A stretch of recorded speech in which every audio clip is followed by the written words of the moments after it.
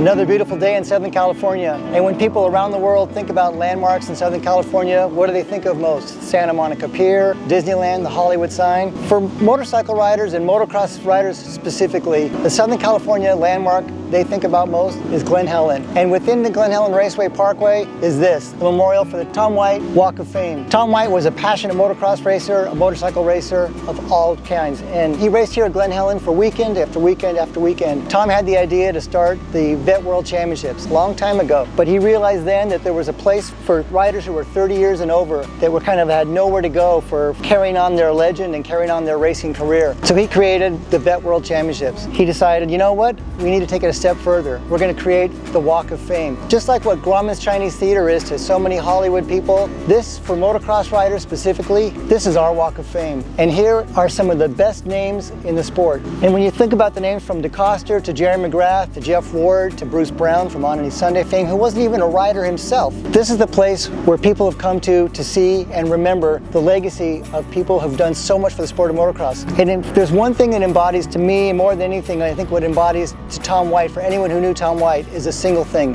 passion. Tom White had a passion for motorcycles. He had a passion for motocross. He had a passion for motorcycle people, and he had a passion for racing. And thankfully, he understood the history of the sport and the place that a guy named Edison Dye played in that sport for bringing the sport of motocross to America in the early 70s. That's why it's now the Edison Dye Walk of Fame. And Edison, right next to Roger DeCoster and a few others, he's got his plaque here, and it's deserving because from Edison to Roger to Joel Robert, there's so many names, Rex State and Gary Jones. There's one thing that connects us all through all the different years, through all the different races, all the different motorcycle brands: passion. We have a passion for racing and a passion for motocross. And this is the legacy, thanks to Tom White, who's left his own legacy here, but thankfully the legacy of others to appreciate and pay respect to. If you come here right now, there's 21 placards recognizing the legacy of famous racers and motocross riders and industry people. There's one left open. So for 2025, that spot is held and will be reserved for Keith Mccarty, longtime Team Yamaha manager and race director.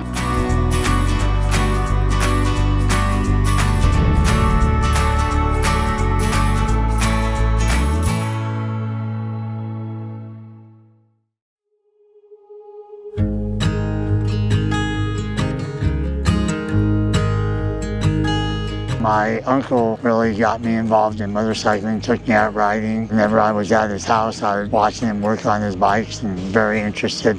Mechanical things are always big to me, but he really taught me a lot. And then it just blossomed from there. You know, I like mechanical things. I started building exhaust pipes, two-stroke pipes for TM 400s and things in my garage, and got to know some Japanese guys that knew their way around bikes and learned from them. Was working in an engine rebuilding place right out of high school, and I soon transferred to a motorcycle shop running their parts department. And then I met a guy, the lead mechanic for that dealership was a Japanese guy that later became the supervisor for Suzuki Racing. So that was my introduction into more professional stuff than I was accustomed to. Decided I wanted to make the switch. I went to work at a dealership that happened to be a Suzuki one, and Suzuki brought a Japanese guy in to be the lead mechanic, and the dealership folded. So Suzuki had to take care of the mechanic. They brought him in to run their racing team at the time. So once he started doing that, he was traveling a lot. He didn't need an apartment. So since I met him through the dealership and everything, he moved in with my mom and me, and when he was home, I'd go to the races, the local races with him and help whoever was on the team at that time, changing tires or whatever they needed, Roger was riding for Suzuki, Gas to Rare, guys like that, in their early time, Willie Bauer. But by that time, I was working for Suzuki in their racing department too, first for Mike Runyard and then for Tony DiStefano in 75 and 76. We won Suzuki's first national championships for 250 outdoor a couple years in a row. At the end of 76, I went to work for Yamaha for Bob Hanna. Started in the 77 season. So we won another 5 championships, I think, something like that. Great time in my life, I met Mccarty at Suzuki even, say, a year before he ever worked for me. So I met him in 75. He was working for Tony DiStefano. I was riding local at Suzuki, and he'd be back there working on Tony's bikes. And, another guy, Brian Lunnis, was back there working on Grossi's bikes. Basically, I rode Yamaha in 1976, and they were going to hire some new mechanics, and Mccarty was one of the 3 guys they were looking at. recipient, and I got to pick which guy I wanted. So I picked Mccarty in end of '76. I liked Mccarty from talking. I knew him. I knew he was a hard worker and smart. So when I left, then he moved up the chain. Then he started running the racing department, and then he ran the department.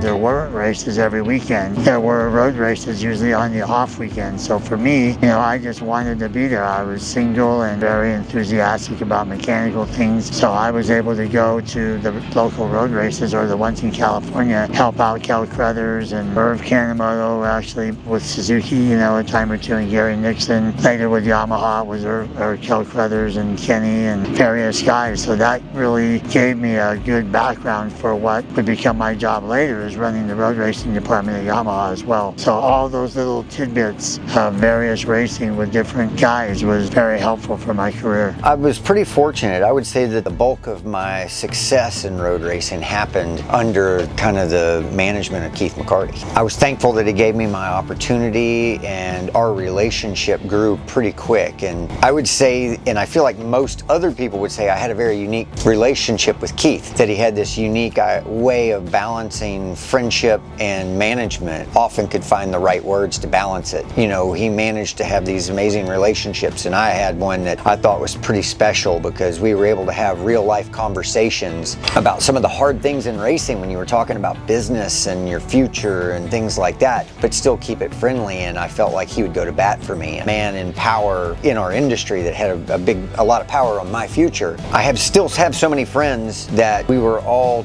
within the group, the team, underneath Keith's, let's say, tutelage, and we still have quite a few like Keithisms and things that we learned about how the corporate world works and how to work underneath that umbrella. And there's still things that I remember from him that when I'm coaching people I use pretty regularly.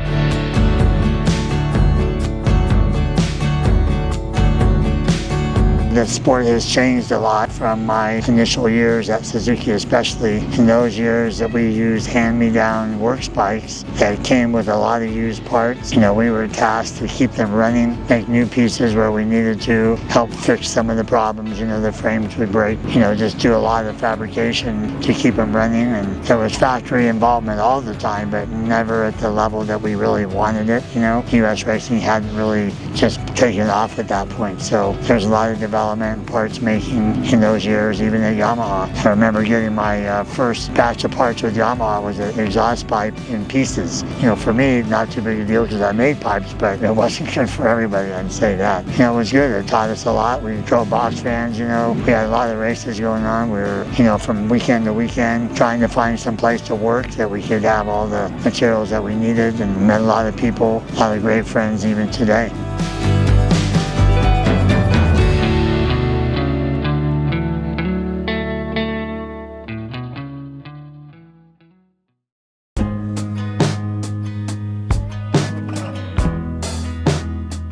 Just the camaraderie that we had during those times traveling around. Ed Scheidler's kid traveled with us one summer, and he was a young kid, 15 or 16 years old, and he managed to find the fuse box at the Holiday Inn and shut all the power off. Bob Hanna, that got food poisoning from a restaurant, decided to put a lid over their exhaust fan of the kitchen and smoke the place out. People just did things that you might go to jail for today, but they were funny and harmless at the time, and so it was a good time. No, I'm just still mad at him for leaving my seat bolts left loose on one Trans Am race and the seat fell off. I'm still mad at you, Keith. He was only doing it to save face, so because I wasn't riding very good that day, he told me. No, we had a lot of fun in those days. He and I are family. So he was at my house a week ago for a week, him and his boy. So and we went flying. And a year ago, him and his wife were up there for a week too. So if I won on the Honda, he'd congratulate me. Once you're in the family with him, you're in the family. It doesn't matter who you're riding for. From where I was standing, though, everybody knew Keith came from from a motocross background, he was pretty motivated and was pretty deep into road racing before I came along. You could see the effort that was in there. When it came time, my opportunity to work with Keith, there was never a question of, you know, does Yamaha want to win, and can this guy lead the ship there? I do feel like we all learned a few things from each other. I think I probably had some things to offer that I may or may not even recognize that Keith picked up on that helped us travel down a good direction. He was calm and worked well with people, and so, you know, when I got there, it seemed like success really started to kind of steamroll. It was pretty easy, you know, just in that first couple of months, and even the way he picked crews. You know, I came into a new team and he had 2 new riders and he had 2 established crews, and he broke them down and decided what he was going to do with those crews. And, you know, maybe for the first couple of months I wasn't sure what he was trying to accomplish, but, you know, by the end of it, you look back at it and you go, oh, he was onto some things. He kind of knew what he was looking for. He had a good feel for putting the right people into the right place, and it definitely, I don't know if I just got there at the right time, but it definitely steamrolled into a lot of success for all of us as a group.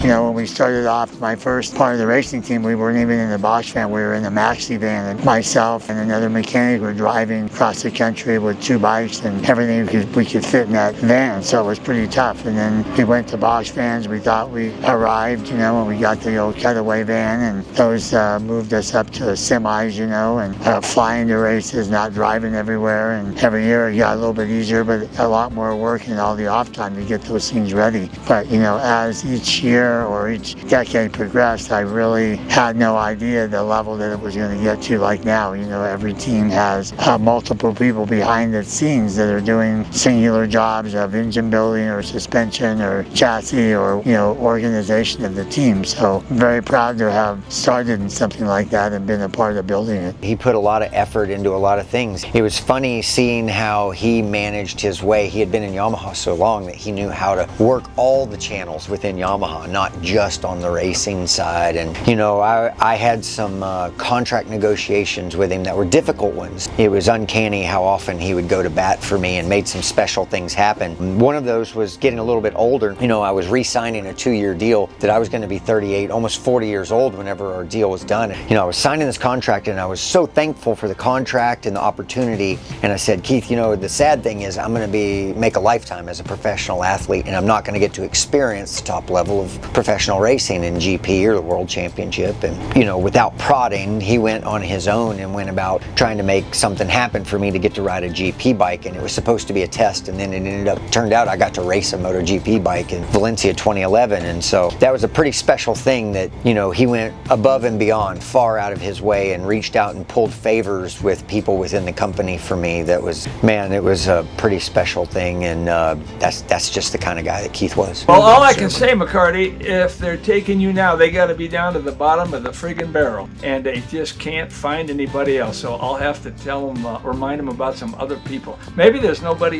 still alive, so they got to go to Mccarty, you know. Receiving this award, it was quite a surprise. I got a call from John Anderson, and he told me about it, and actually I was very, very surprised. You know, this award's been given to all of the who's who in motorcycle racing, and got their little plaques out there in the walkway by the museum. And I was just walking over there today looking at it going, Doug Dubach, I guess I'll be right next to him. He was last year's recipient. So, you know, it's a pretty big honor. You know, I've got a lot of nice things in my career and all, you know, and but this one ranks pretty high as well. And I live in California. It's kind of, this race is in my backyard, and my family can see it whenever they come. I never did any of it for the awards, you know. I did it because I loved what I was doing. And it's great to be honored for things that you do or rewarded for that. Yeah, I guess I never gave it any thought, you know, through the years that that could be me, you know. I've been fortunate to get quite a few of these things, and every one of them has their own meaning to me for sure.